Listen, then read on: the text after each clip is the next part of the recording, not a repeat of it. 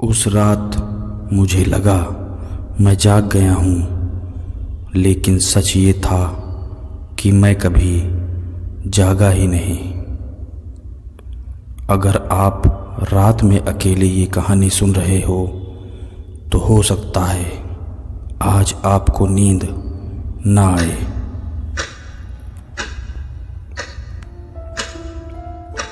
रात के 2:03:33।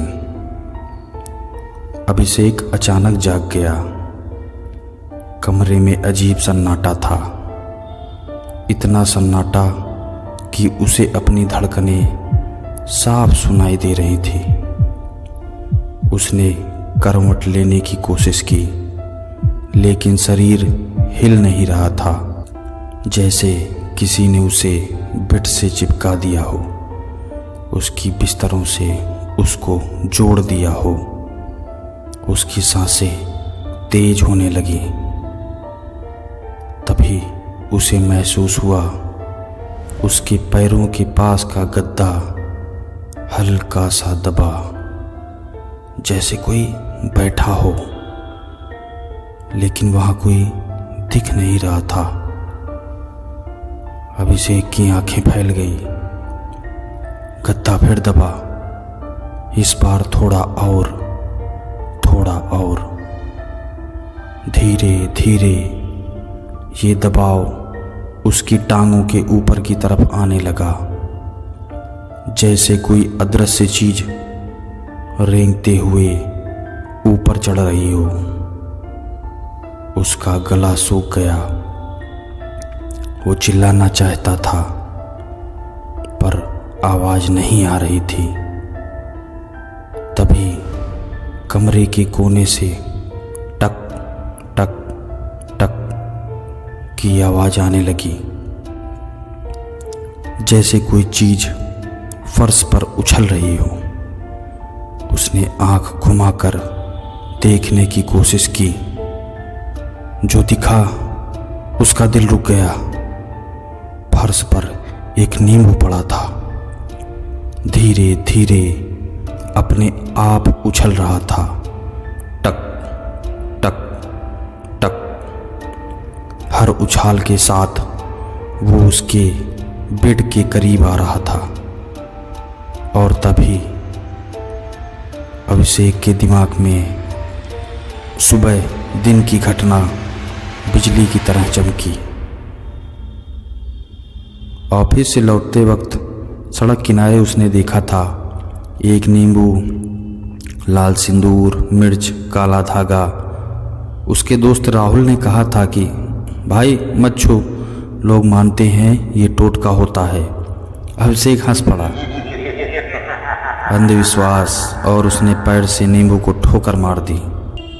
अब रात को अब वही नींबू उसके बेड के बिल्कुल पास था। टक टक। और अचानक वो नींबू खुद ब खुद बेड पर चढ़ गया। अभिषेक की आंखों से आंसू निकल आए, लेकिन वह कुछ कर नहीं सकता था। उसे महसूस हुआ जैसे कोई चीज उसके सीने पर बैठ गई, भारी, बहुत भारी। सांस रुकने लगी। तभी उसके कान के पास एक आवाज आई, लेकिन वो आवाज बाहर से नहीं थी, सीधे उसके दिमाग के अंदर। मजाक अच्छा था। अभिषेक पूरी ताकत से उठ बैठा। वहां पर रहा था, कमरा खाली, नींबू कहीं नहीं, सब सामान्य। सपना था शायद। उसने खुद को समझाया, पानी पिया और वापस लेट गया। कुछ ही सेकंड में सो गया। सुबह फोन बज रहा था। उसका दोस्त राहुल उसे कॉल कर रहा था। दरवाज़ा खटखटाया गया, कोई जवाब नहीं। आखिरकार दरवाजे को तोड़ दिया गया। अभिषेक बेड पर सीधा पड़ा था, आंखें बंद, सांस बहुत हल्की।